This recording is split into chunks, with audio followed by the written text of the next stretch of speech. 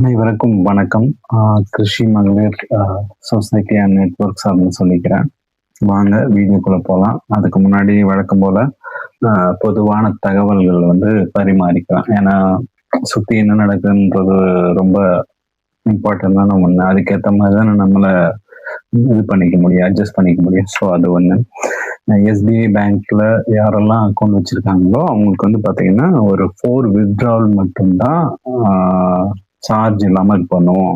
அதுக்கு மேலே போச்சுன்னா 15 rupees per transaction plus GST 18% இந்த மாதிரி சார்ஜ் பண்ணுறலாம்னு இருக்காங்க. அது எப்படின்னா பிரான்ச்சில் போய் நீங்கள் வித்ட்ரா பண்ணாலும் சரி, ஏடிஎம்ல வித்ட்ரா பண்ணாலும் சரி, எல்லாமே சேர்ந்து 4 வித்ட்ராவல் தான் அலோடாக இருக்கு. ஸோ அதுக்கேற்ற மாதிரி நீங்கள் பார்த்துக்குங்க. தென் அதுக்கப்புறம் பார்த்தீங்கன்னா ரேஷன் ஷாப்புக்கு ஒரு சின்ன ஒரு சீர்திருத்தம் எடுத்துகிட்டு வந்திருக்காங்க. நம்ம ரேஷன் கார்டு தான் எடுத்துட்டு போய் தான் கம்பல்சரி வாங்கணும் அப்படின்னு அவசியம் கிடையாது. இன்கேஸ் தொலைஞ்சிருச்சு, நான் அதுக்கு இடையில ரேஷன் கார்டு எனக்கு கிடைக்கணும்னு நான் எப்படி பொருள் வாங்குவேன் அப்படின்லாம் நினைக்கிறவங்க அந்த நம்பரை மட்டுமே ஞாபகம் வச்சிருந்தா கூட, ஒரு போட்டோ கூட எடுத்து வச்சுக்கோங்க. இன்கேஸ் தொலைஞ்சுன்னா கூட நம்ம அந்த நம்பரை சொல்லி கைரேகை வச்சு வாங்கிக்கலாம். இல்லை ஜெராக்ஸ் இருந்தாலும் ஜெராக்ஸ் காமிச்சு இது பண்ணலாம், இப்படி இது பண்ணிக்கலாம்னு சொல்லிட்டு நேற்றுக்கு கூட்டுறவுத்துறை அமைச்சர் சொல்லியிருக்காரு. ஸோ எதுவாக இருந்தாலும் நமக்கு தெரியும், நம்ம ஏதாவது மிஸ் பண்ணுவோம், போவோம் வருவோம். ஸோ ஒரு ஃபோட்டோ ஒன்று எடுத்து வச்சுக்கிட்டீங்க, இல்லை அந்த நம்பர் ஏதாவது ஒரு டைரியில் எடுத்து வச்சிட்டிங்கன்னா கூட ஒரு ரேஷன் கார்டு டூப்ளிகேட்டே அப்ளை பண்ணுறதுக்கு ஒரு 30 days 60 days ஆகும் வர்றதுக்கு. ஸோ அதுக்கு இடையில நீங்கள் பொருளை தடை இல்லாமல் வாங்குறதுக்கு அது ரொம்ப பயனுள்ளதாக இருக்கும். இன்னைக்கு பார்த்தீங்கன்னா நிறைய பேரண்ட்ஸ் தன்னுடைய பசங்களை படிக்க வைக்கிறது ரொம்ப பேர்டனாக இருக்கு. அதுவும் ப்ரைவேட்ல படிக்க வைக்கிறோம், நிறைய கோச்சிங் கிளாஸ் அது இதுன்னு போகிறோம். ஒரு நிதி உதவி இல்லாமல் நிறைய படிக்காத பாமர மக்களும் தன்னுடைய குழந்தைங்க கஷ்டப்பட்டு படிக்க வைக்கிறோம். இந்த காலகட்டத்தில் கவர்மெண்ட் நிறைய உதவி தருது. அந்த உதவி தெரிஞ்சுக்கிட்டாவே அந்த பசங்களுக்கான நல்ல ஒரு கல்வியை நம்ம கட்டமைச்சு தர முடியும். அதன் அடிப்படையில் இன்னைக்கு நம்ம ஒரு சில ஸ்காலர்ஷிப் டெஸ்ட்டை பற்றி பார்க்குறோம். ஸ்காலர்ஷிப் ஸ்கீமை பற்றி, கவர்மெண்ட் கொடுக்குற ஸ்காலர்ஷிப் ஸ்கீமை பற்றி நம்ம பார்க்குறோம். அதில் பார்த்தீங்கன்னா NMMS அப்படின்னு சொல்லிட்டு சொல்கிறோம். அப்படின்னா என்னங்க அப்படின்னா national means come merit scholarship அப்படின்னு சொல்லிட்டு சென்ட்ரல் கவர்மெண்ட்ல தராங்க. இது யாருக்கு தராங்க அப்படின்னா ஒரு 8th ஸ்டாண்டர்ட் படிக்கிற பசங்க ஒரு எக்ஸாம் வச்சு அவங்கள ஃபில்டர் பண்ணி இந்த ஸ்காலர்ஷிப் தராங்க. எலிஜிபிலிட்டி என்ன அப்படின்னு பார்த்தீங்கன்னா பிரைவேட் ஸ்கூலாக இருக்கட்டும், சென்ட்ரல் கவர்மெண்ட் ஸ்கூலாக இருக்கட்டும், ஸ்டேட் கவர்மெண்ட் ஸ்கூலாக இருக்கட்டும், இதெல்லாம் படித்தவங்க 7th படிச்சுட்டு 8th வந்திருக்கேன் அப்படின்னு சொல்லி இருக்கிற ஸ்டூடெண்ட்டுக்கு இந்த எக்ஸாம் கண்டக்ட் பண்ணுவாங்க. இதுக்கு என்ன எலிஜிபிலிட்டி அப்படின்னு பார்த்தீங்கன்னா 7th அந்த student boy or girl 50 to 55% mark வாங்கி இருக்கணும். அப்படி வாங்கியிருந்த ப்ளஸ் பேரண்ட்ஸோட இன்கம் ஆனுவல் இன்கம் இருக்கு இல்லையா, அது 3.5 lakh அதுக்குள்ள இருந்திருந்தா இவங்களுக்கு இப்படி இந்த எக்ஸாம் மூலயமா கண்டக்ட் பண்ணி ஃபில்டர் ஆகி ஃபர்ஸ்ட் இத்தனை பர்சன் அப்படின்னு சொல்லி எடுப்பாங்க.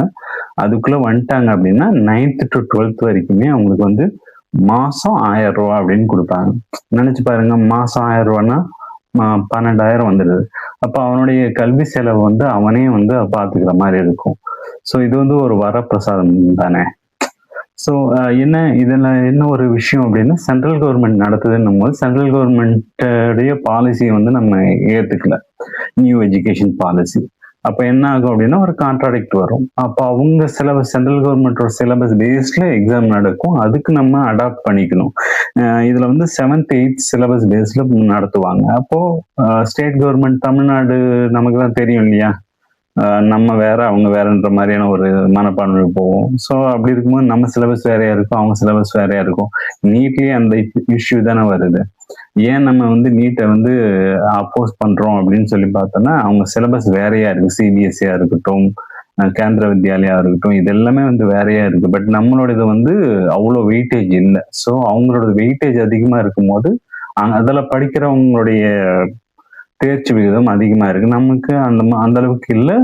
அது போக பிரைவேட்டா போயிட்டு நம்ம நிறைய படிச்சு தான் நம்ம போக வேண்டியதா இருக்கு. ஸோ அது அந்த கான்ட்ராடிக்ட் இதுல இருக்கும். அதுக்கு பசங்க வந்து சென்ட்ரல் கவர்மெண்டோட சிலபஸும் வந்து 7th என்ன 8th என்னன்னு கொஞ்சம் தெரிஞ்சு தெளிவுபடுத்தி இது பண்ணா இது வந்து நல்ல ஒரு ஆப்பர்ச்சுனிட்டி. நினைச்சு பாருங்க, நீங்க எதுவுமே உங்க கையில இருந்து செலவு பண்ண வேண்டியது இல்லை இல்லையா? ஸோ இது வந்து ஒரு சரியான ஒரு இதா இருக்கு. அடுத்தது வந்து நம்ம ஸ்டேட் கவர்மெண்ட் கொடுக்குற ஒரு ஸ்காலர்ஷிப் ட்ரஸ்ட் அப்படின்னு சொல்லி சொல்றாங்க.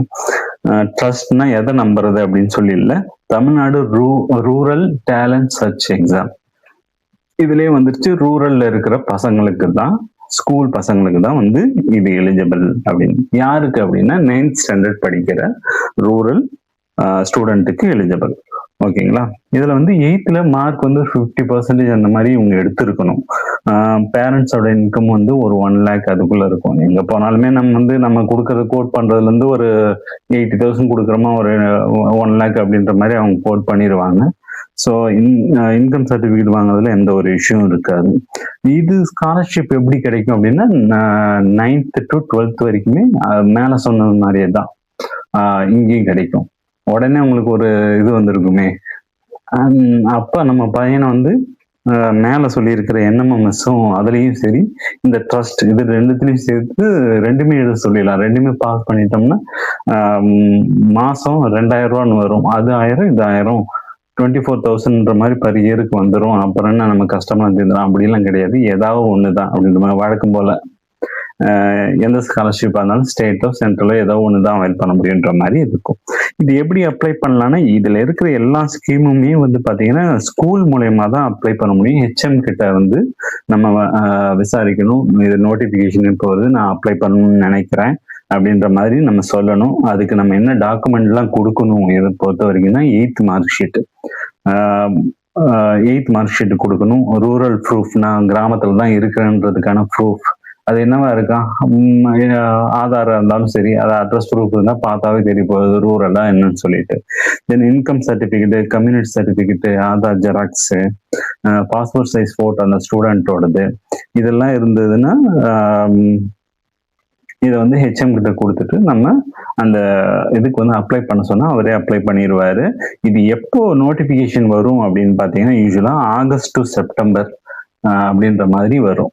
அப்போ ஒரு ஸ்டூடெண்ட் வந்து 8th முடிச்சுட்டு 9th போறான் அப்படின்னா ஜூன் அந்த ரேஞ்சில் தான் ஸ்கூல் வந்து ரீஓப்பன் ஆகும். அதுல இருந்து ஆகஸ்ட் டு செப்டம்பர். அப்போ இப்போ இந்த ரேஞ்சுக்கெல்லாம் வந்து இப்போ பார்த்தீங்கன்னா அது கால்ஃபர் வந்திருக்கும். அப்போ த்ரூ ஸ்கூல்ல வந்து நம்ம கேட்டு தெளிவுபடுத்திக்கலாம். ரூரல்ல இருக்கிறவங்களுக்கு இது ஒரு நல்ல ஒரு ஆப்பர்ச்சுனிட்டியா இருக்கும். பாருங்க, இதுக்கு வந்து வெல் இன் அட்வான்ஸா வந்து நம்ம ப்ரிப்பேர் பண்ணிக்கிறது பெஸ்ட். இப்போ ஃபர்ஸ்ட் இது வந்து பாத்தீங்கன்னா 8th அப்படின் போது 7thல இருந்தே கொஞ்சம் அதை நம்ம வந்து ஓரளவுக்கு புரிஞ்சு இது பண்ணி வச்சிட்டோம்னா அந்த எக்ஸாம் பாஸ் பண்றது ரைட்டு. இங்க வந்து 9thன்னும் போது 8thல இருந்தே வந்து நம்ம ஓரளவுக்கு என்ன சிலபஸ் என்ன அப்படின்னு சொல்லிட்டு கோ த்ரூ பண்ணிட்டு கொஞ்சம் ரெடி பண்ணி வச்சுக்கிட்டோம் அப்படின்னா நம்மளுடைய அடிப்படை தேவைகளான ஸ்டேஷனரி வாங்குறதா இருக்கட்டும், மற்ற விஷயங்கள் எல்லாத்துக்கும் வந்து இது யூஸ்ஃபுல்லா இருக்கும். தென் CM டேலண்ட் சர்ச் எக்ஸாம், இது வந்து இதுவும் ஸ்டேட் கவர்மெண்ட் ரன் பண்ற ஒரு விஷயம் தான். இது யாருக்கு அப்படின்னு பார்த்தா 10th படிக்கிற முதல் 1000% அப்படின்ற மாதிரி இந்த எக்ஸாம் எழுதுற 1000%ல 500 கேர்ள் 500 பாய் அப்படின்ற மாதிரி பிரிச்சுப்பாங்க. இதோடைய நிதி உதவி பார்த்தீங்கன்னா இன்னும் நல்லா இருக்கும். அப் டு UG முடிக்கிற வரைக்குமே வந்து நமக்கு 1000 rupees each month அப்படின்ற 1500 இன்ஃபேக்ட். இது மற்றதெல்லாம் வந்து 1000 இது 1500 இன்ஃபேக்ட். ஸோ பாருங்க, இன்னைக்கு விலைவாசி எல்லா விஷயத்திலையும் இது பண்ணும்போது இது வந்து உங்களுக்கு ஒரு என்ன சொல்ற வரப்பிரசாதம் மாதிரி.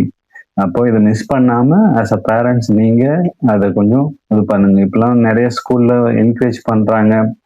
எஸ்பெஷலி கவர்மெண்ட் ஸ்கூல்னா ஆட்டோமேட்டிக்கா சர்க்குலர் வரும், அவங்க என்கரேஜ் பண்ணிட்டு போயிடுவாங்க. பட் பிரைவேட் ஸ்கூல்னும் போது அவங்க வந்து அவங்க இதை முடிக்கிறது, சிலபஸ் முடிக்கிறதோ மற்றதோ ஃபோக்கஸ் பண்றாங்க. இதை பெருசா இது பண்ணிக்கிறது கிடையாது. பெருசா சர்க்குலரும் அவங்களுக்கு போகுதான்னா அது கொஸ்டினபிள் தான். அப்போ நம்ம பேரண்ட்ஸ் வந்து நம்ம இது எப்படி என்னன்னு சொல்லி ஒரு அப்டேட்லயே இருந்தோம் அப்படின்னா கண்டிப்பா வந்து இதை அப்ளை பண்ணி ஒரு நல்ல ஒரு இதுக்கு வரலாம். அதுக்கப்புறம் பார்த்தீங்கன்னா 11th படிக்கிற பசங்களுக்கு வந்து எதுவும் இல்லையா அப்படின்னு பார்த்தா தமிழ் உடைய தமிழோடைய ப்ரொஃபிஷியன்சி டெஸ்ட் எப்படி இருக்கா அப்படின்னு சொல்லிட்டு அது இதுவும் பிரைவேட் பப்ளிக் இவங்க 2 பேருமே வந்து இது பண்ணுவாங்க.